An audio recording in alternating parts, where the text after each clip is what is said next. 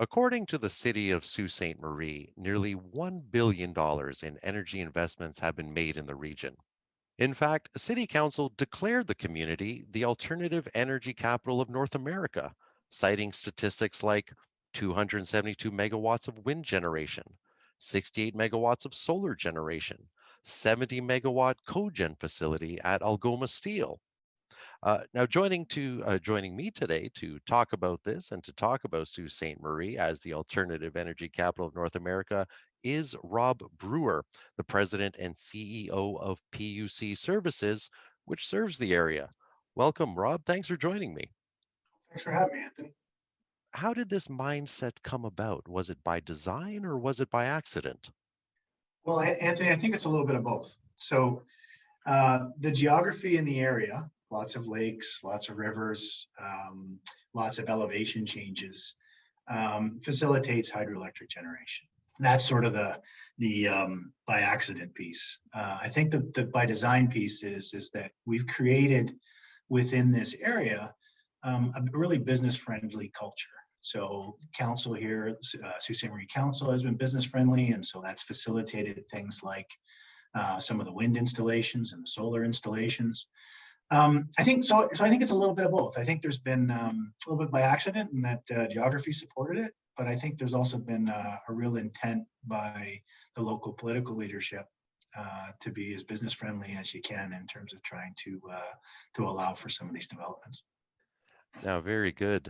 Now, there is a project that is occurring under your watch, and it's the reason, actually, the incentive, I guess, to our conversation today, and that is Sault Ste. Marie is set to host an advanced community-wide smart grid project that will be a first in Canada. That is the Sault Smart Grid project, SSG project. So it's labeled as a first in Canada. What makes this project so unique in Canada? Well, so there's been isolated pilots done of VVO technology, and there's been isolated pilots of distribution automation or DA technology. I think what's really unique with this one is the way that we've put them together and combined that with our smart metering system, which is our advanced or AMI, in order to make a system work that at the end of the day doesn't result in a rate increase. Our approach to this one is that we need to be a little bit more creative. We need to find ways to get customers benefit, but not necessarily financially on their backs. And so the VVO side, the voltage optimization side, allows us to provide them with power at a more effective voltage that allows for some consumption savings, which we then can reemploy a portion of that and pay for the DA system. And so they end up with, better reliability. They end up with actually better voltage going to a lot of their appliances. Most appliances actually work better in the lower end of the band. So better quality of power. And they get all of that, and it doesn't cost them. Their bills don't go up. People just can't afford for us to upgrade our systems the way they need to be. So we got to get creative in the ways we do it. And I think that's the uniqueness of this project. To better flesh out the concept of smart grid, you've already mentioned the advanced metering infrastructure and the voltage. Maybe you could talk a little bit about the bits and pieces, some of the components, some of the technology that is required, perhaps software even, that is required in making a smart grid. Yeah, so the smart grid itself is really the combination of all of those parts. And so we look at it as really there's three main components to what's called the Sault Ste. Marie Smart Grid, the SSG project.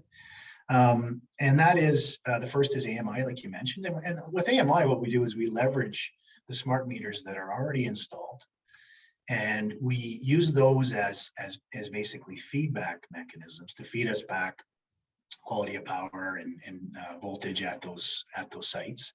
And so now we've got a feedback loop in effect. We know what we're sending and we know what's arriving. So now we can optimize. So that's the AMI piece. And there's some upgrades required with respect to that communication loop, because traditionally those meters produce some feedback, but not on as frequent enough basis as we need for the system. The second piece you mentioned, the voltage optimization. Of course, we need to be able to adjust voltage at the substation level and then throughout the feeder if needed. And so again, we use the AMI piece to give us feedback on the voltage so that we can optimize what's leaving the substation. And then throughout the feeder, we may have devices, voltage optimization devices, that would allow us to tweak it in effect as it gets there, with the goal of trying to narrow the band that we provide voltage to. You know, the traditional method is you basically put a safety buffer on it from what you send from the substation, and then it ends up, the majority of people get it in the upper part of the band because you want to make sure that it fits. And so in our case, by having those feedback mechanisms, we can optimize it a little tighter. And then the distribution automation is what people sort of think of in terms of a self-healing grid. And so that's where the grid actually uses smart devices or smart switches, which we would install at interconnection points and a number of other places throughout the system, that would allow us to more quickly locate a fault. We use some fault indicators for that as well, but we more accurately locate the fault, use those smart switches, which are actually tied into the software system, so they're automated, and they would automatically isolate just that area. And then the rest of the areas are re-energized. The requirement for reliable power has gone up exponentially in the last year. And I don't anticipate that changes significantly as we exit even the pandemic sort of situation we're in. So I think this project was really timely. And I think what we're delivering in benefits is going to be extremely well received by our customers. Rob, that sounds intricate, but you also make it sound very simple too. To further simplify this for electrical professionals, particularly those involved in high voltage work, when it comes to smart grid applications and some of these other technologies like the cogen and the wind power and the solar PV, what do you recommend for electrical professionals, high voltage contractors, in terms of training they should have, perhaps some additional education they need to work on these kinds of systems? Well, you know, the first is get creative. Traditionally, in this in sort of the utility world, we do things and we innovate fairly slowly, but that's changing and it needs to change. And so get creative. You know, I think that's one. The other is there's some amazing vendors out there that we've been doing pilots with, and there's really good opportunities to leverage those vendor relationships to get some unique pilots going or testing going, and you can try a lot of things out to see how they work. So you can walk a bit before you run. The other is and one of the things that we've found is that the stakeholder group within your area has grown significantly. So what was traditionally, I mean, as a utility, I mean, you've got where you get power from, the ISO, you've got your ratepayer at the end of the day, and you know, you deal with the MTO a few places and those sorts of things. That's now expanded. I mean, now you've got a whole number of community groups that you're trying to engage with, and trying to build those relationships as you contemplate projects and socializing ideas with them and getting people on board is really critical to having a successful project going forward. Well, you present some good advice here, and I think some of this advice sort of lends itself to my final question for you, Rob, and that is, let's say I'm a municipality, regardless of size, but I'm a municipality who now wants to challenge Sault Ste. Marie for that title of Alternative Energy Capital of Canada. How do I take my first steps into even just a fraction of what the Sioux has been up to? Well, come on up. I think we've got a lot of good demonstration areas that people can see.